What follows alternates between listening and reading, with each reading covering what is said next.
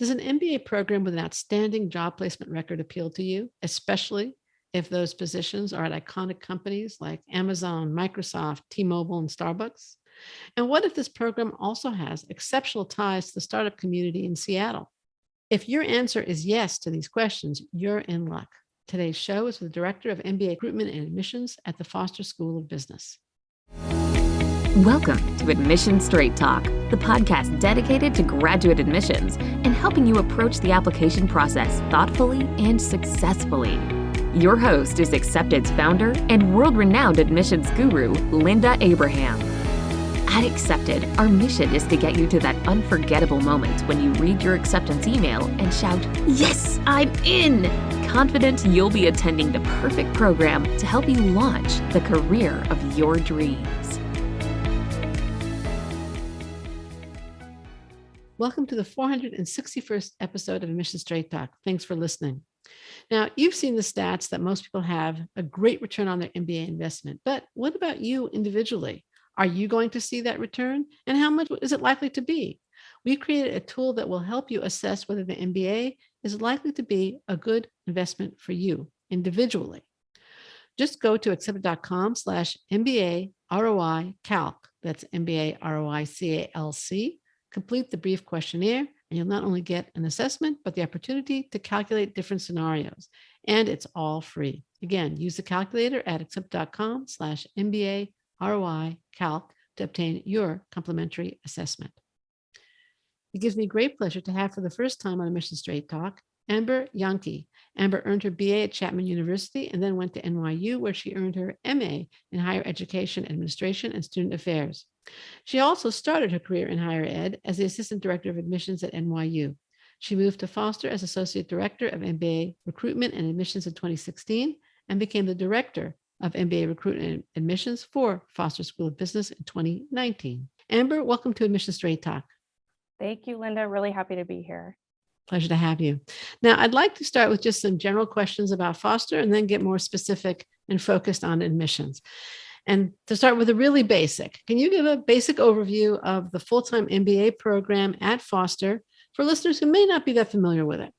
Yeah, absolutely. So we have your kind of classic 2-year full-time MBA program here at the Foster School. The first year is very focused on that strong MBA foundation, so focused on leadership, teamwork, and we're very big on hands-on experiential learning here at Foster. So you get that in the first year curriculum. And then the second year, our students get to choose the elective courses that best suit their career goals. So we don't have specific concentrations or area of studies that students are required to choose. Instead, they really get to customize their degree in the way that makes sense for their career goals.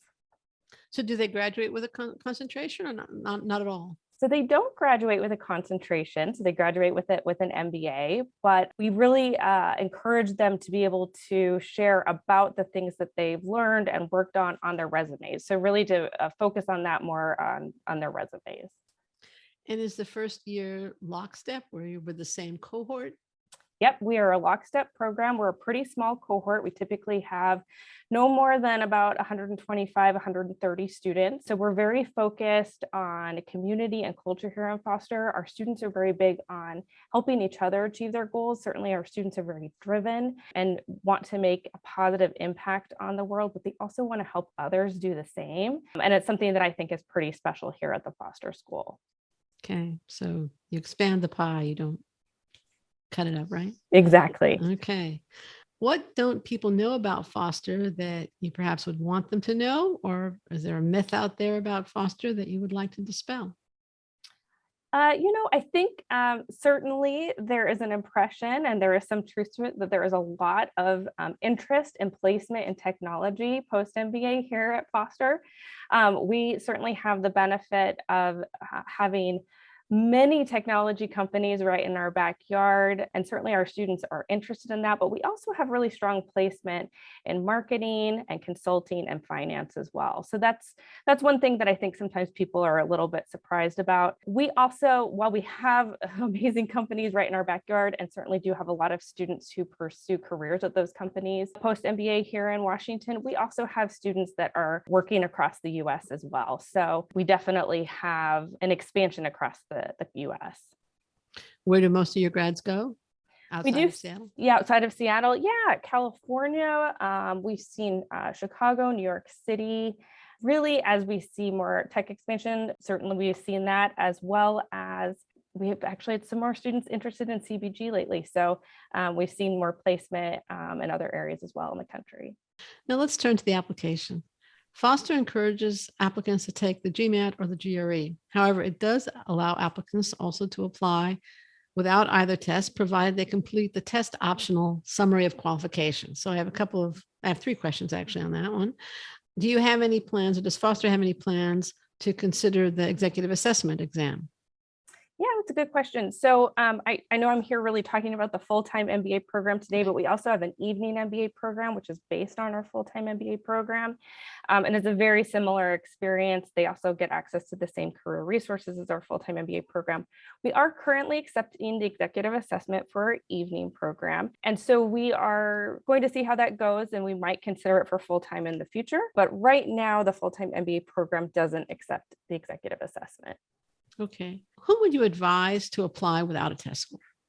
Yeah, so we have a long FAQ on our website, which I encourage people to go take a look at and really read in depth, but I'll try to summarize a bit of it today so people get a sense of what that is. Certainly, we think there is some value in the GRE and the GMAT, and that's why we still encourage people to take it. But we also understand that people may come from experience or backgrounds that already show that proficiency, and that exam might not be as helpful to them, or that people may have had trouble accessing the exam, especially with COVID these past 2 years. So we wanted to create a pathway and an opportunity for people to show quantitative and analytical readiness outside of an exam. And we ask our applicants to answer 2 questions in the application if they're choosing to apply test optional.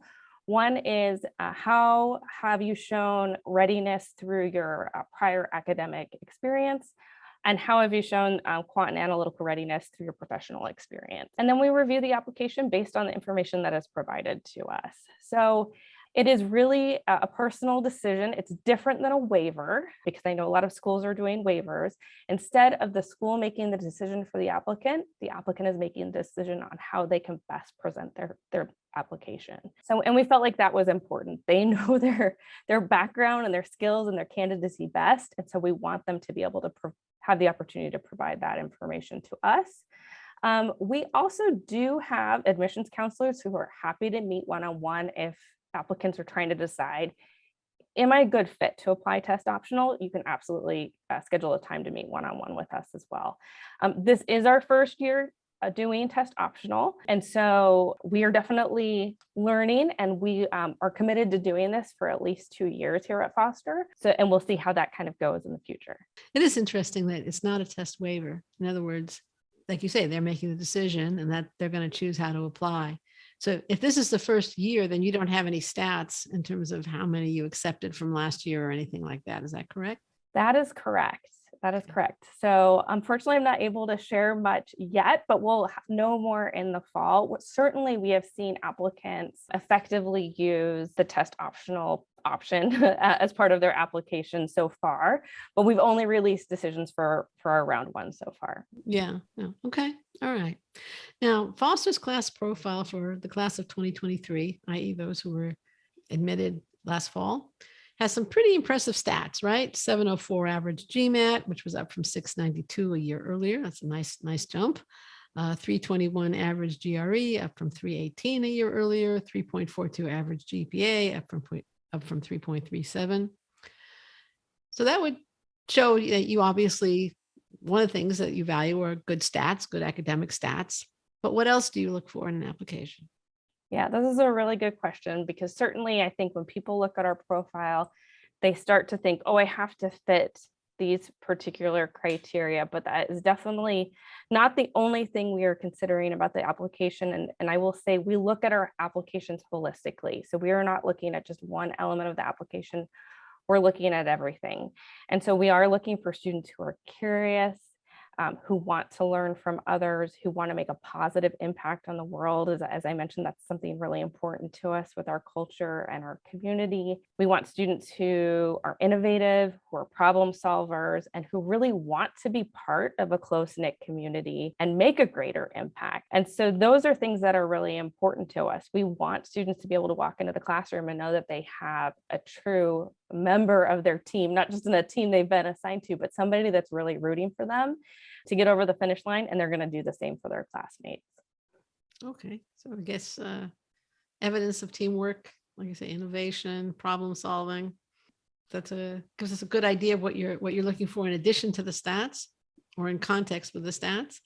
I mean, I think in general, applicants, that you have two groups. You have those who overemphasize the stats, they can cite them chapter and verse, and then you have those who just want to ignore them. And either one, I think, is an incorrect approach to the application process. But can you give us some insight into what happens to an application after the applicant hits submit? How are the applications processed and evaluated to determine who actually receives an interview invitation? You have a fairly small class and you have to be selective. Yeah, happy to. And I will add, just to back up for a moment and share a little bit more about, what we're looking for. We are also looking for our students to learn from one another. So we expect students to come in with some level of expertise or knowledge or experience that they're going to contribute to the cohort, certainly. And that is something that we consider when we're looking at applications. So as I mentioned, we have that holistic review. And so once people hit submit, there are a couple of things that happens. One is once they hit submit, they'll receive some follow-up from us, and they'll be invited to do the video admissions interview. And everyone is invited to do that video interview. And so people are asked 2 questions as part of that. It is really meant to get to know applicants a little bit more, to see how they think on their feet. And then once we receive that video interview submission, our admissions committee sits down and starts to review applications holistically. So we're looking at every aspect of their application and determining who is competitive to move forward to interview. It's tough because we receive a lot of applications and we cannot move everyone forward to an admissions interview. It just isn't possible with the number of hours in the day, and it is a competitive pool. And so we are really looking for people who demonstrate academic readiness, who show readiness in terms of their career. They don't have to be a leader yet, but you want to show leadership potential. And then looking at other aspects, have you done your research into the program, right? What can you share with us about not just why you want an MBA, but why you want an MBA from Foster? And then once you're invited to interview, there's some other steps in the process as well. Right. And one of them is a video essay. Well, the video essay becomes before the interview invitation. What's the purpose of the video essay? Yeah, it's really just to allow people, or I should say the admissions committee, to see how people think on their feet, allow people to share a little bit about themselves personally. There are no trick questions as part of the video interviews. They're questions about people's experiences, but just so that we can get a sense of the applicant outside of their written application, and definitely to learn a little bit more about how they communicate and who they are. All right. It's also about English fluency for those people for whom English is not the native language. Yeah, it certainly can be. We do require English language proficiency per the University of Washington requirements, but yes, we can use that as a tool as well. Right. And what can applicants expect if they're lucky enough to get invited for an interview? Yeah, well, I will say our admissions team loves doing interviews. We do something that's a little different than some other programs in that it is the core full-time admissions team that is doing the interviews. So we don't have students doing interviews. We don't have alumni doing interview. We have the admissions committee doing the interviews. And so it's one-on-one, right? It's not like a team of Yeah, it's not a team. It's one-on-one. It's one-on-one. Though some of our other programs at Foster have kind of a more of a team aspect, which is kind of fun. But for the full-time program, it is a one-on-one interview, really meant to learn more about you. Candidates should approach it as though it were a job interview, but expect some questions that are going to be a little bit different than you might receive in a job interview, because of course we're wanting to learn more about their MBA goals, what they're looking for in an MBA program. Again, there's no trick questions. I always tell applicants when they're nervous is, This is about them. They're an expert in themselves. They should be ready to answer the questions. And really, we're looking for that potential to join the program in the admissions interview. All right. What's the most common mistake you see applicants make in the application process? I don't mean typos. Yeah, that's fair. Whether it's, before they apply, while, completing the form, or on the interview stage. And you can list more than one if you think of more than one. Yeah, I have a couple that I want to share. One is not being authentic in your application. I think sometimes people believe as though the admissions committee wants to hear just one thing or a certain thing. And really what we're trying to do is get to know each individual applicant authentically. We want to know who you are. We want to know what your goals are, your dreams are. We want to know truly who you are and what your experiences have been. And it's time and time again, I'll talk with an applicant for an info interview and they say, well, my friends are telling me I shouldn't, share this very lofty goal. And I'm like, well, you should think about what you really want to achieve. Certainly have a plan B, but like, if that's really what you want to achieve, you're going to want to share that as part of your application. So that is one thing, like people feeling as though they can't be authentic in their application. And I would encourage you to do so, because if you aren't authentic, we'll be able to see that in an interview, right? So that's really important. The second really is just not doing research on the program ahead of time. We know you want an MBA, but why do you want a Foster MBA? We're a small program. We can help you achieve certain things. And we want to know that people really want to be part of this type of program, but you got to do the research on your end as well. It's not just about the MBA, it's about what you are looking for in an MBA experience and doing some of the research ahead of time to learn if you think a program might be a right fit for you. You don't have to have figured it out yet, right? That's totally fine. That's part of the MBA application process, but start to do some of the work on your end to really understand about not just why you want an MBA, but why you want an MBA from Foster or maybe another program. I sometimes talk to applicants and they'll say something like, I want to work for Microsoft, or I want to work for Amazon, or they'll name some other company and some other school. But is that lead you to believe, well, why do you want to, and would your response to that be, that's a good reason? Or would it be, why do you want to work for Amazon, or why do you want to work for Microsoft? I mean, certainly those are part of people's goals, that they might have Right. certain companies or roles in mind. But an MBA program is not just about what you do immediately post MBA. It's about what the experience is for the 2 years that you're here.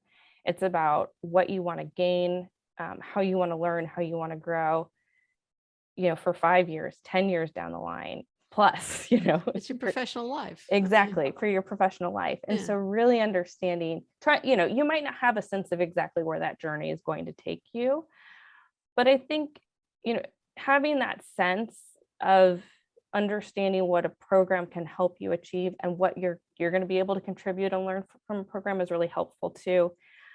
My piece of advice that I always give applicants, and I definitely have borrowed this from one of our assistant deans who has since retired, is that you want to find a program where you can thrive. And that's what I really see our students doing here at Foster. We want students who are going to come here to make an impact and really, be able to take advantage of all those opportunities now and later, because that's really something that we see as a true benefit to our community. It's not just about what's happening with our students now. It's our alums who come back. It's what's happening in the greater Seattle community or the greater business community, where we see our students making an impact. And I think that's really important. Wonderful answer. Thank you. We asked listeners recently what they would ask an admissions director if they could be sitting where I am now. Okay. And we had a wonderful response. And here are a couple of the questions that were posed. The first one is, what surprises your students most when they actually start at Foster? Oh, that is a good question. I thought it was a good question too. I hope that we really are trying to do our best to make sure that people have all the information as they prepare for the program and really understand, what are they surprised about? I think that the collaboration is not just lip service. Like, we are truly a very collaborative community here at Foster. I actually received a note from one of our current students, first year students, who just said, I knew that Foster was a place where I wanted to be, and I knew that the community was really important, but I didn't anticipate how my classmates would be so helpful, so coming from so many different backgrounds, being able to learn from so many different people. So I think people understand it in theory and in concept, but when you see it in practice in the classroom, I don't know if it's a surprise as much as like, oh, like this, I'm getting this much impact from it. So I think that that's something that's maybe a little bit of a surprise. I don't know if that's unique to Foster as much as how instrumental an MBA experience can be, but certainly it's something that we are very focused on here at Foster. That's great. Thank you. All right, here's another one from our listeners. This is one was very specific to international applicants and maybe sometimes to domestic, but the questioner is an international student. How do you consider international students who apply to universities and cannot pay at least 5 to 10% of the fees? Do you get irritated and wonder if they consider the university as a charity home? No, not at all. We're not irritated. And I'll share a little bit more. So Seattle is a global city. Our MBA program is a global program. We want international students. We want different voices, different experiences in our classroom. And we know that people are coming from all different sorts of backgrounds. Everyone who applies to the Foster MBA program is automatically considered for scholarship. So that is something that we consider, and we have been fortunate to receive some more scholarship funding in recent years. So while not every single student receives scholarship, a significant amount of students do.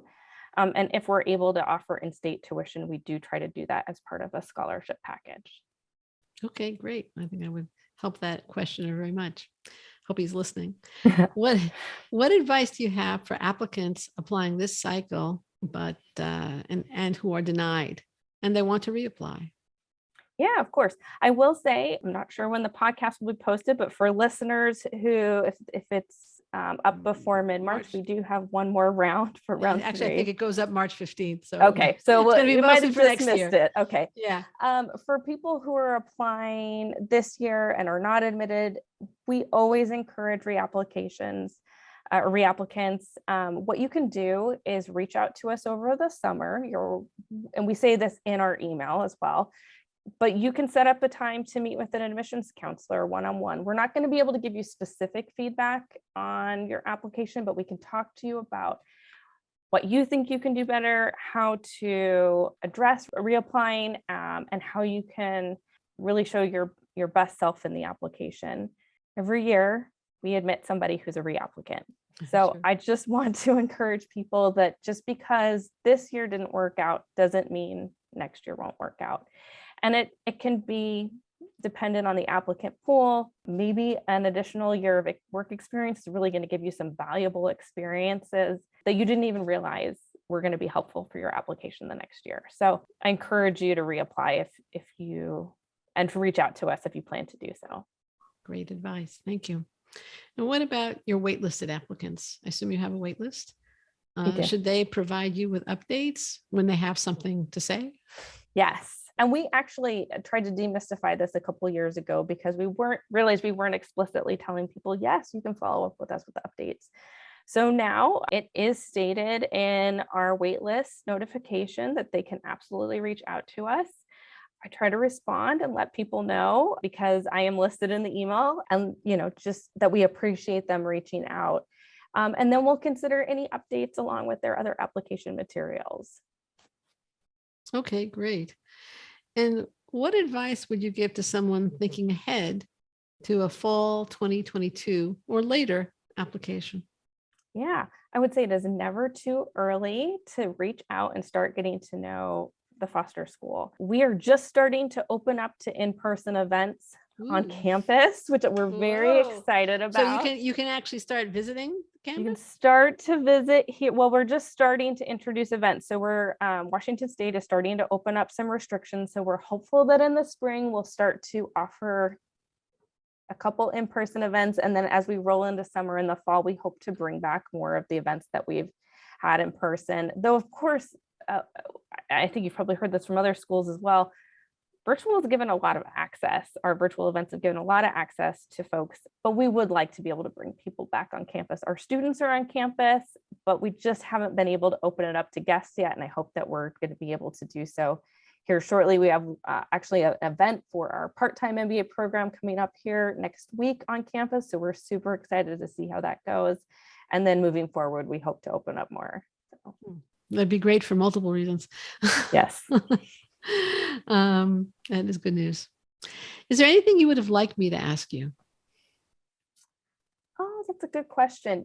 I think one thing that I didn't touch upon is just about how amazing our faculty here at Foster. It's something that I'm not sure that Foster sees enough attention towards. Our faculty are doing a really amazing research in their fields, but they're also amazing teachers, and they know our students on a first name basis. They're invested in their success. And so when I talk about, that student community that are invested in one another, the faculty and the staff are part of that too. And I think that being part of a small community like that, where the faculty know your name, they invite you over to dinner, I think that's a pretty amazing experience for students. Okay, great. Well, thank you for highlighting that. Amber, I want to thank you so much for joining me today. Where can listeners and potential applicants learn more about UW Foster's full-time MBA program? Yes, they can go to foster.uw.edu and you can visit us on our full-time MBA site. Sounds good. We're going to include links in the show notes at accepted.com/461, as well as to related articles and interviews. They're all linked to at accepted.com/461.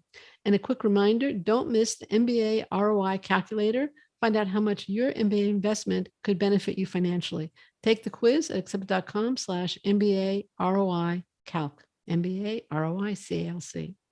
Listener, thank you too for joining Amber, Yankee, and me for our 461st episode. If you find the show worthwhile, please subscribe. Make sure you don't miss any future shows, be they with admissions directors, professors, current students, alumni, test prep pros, or MBAs doing great things. You'll find subscribe links at accepted.com/461 or at lovethepodcast/AST. Thanks again for coming. This is Admission Straight Talk produced by Accepted, and I am your host, Linda Abraham. I'll talk to you again next week.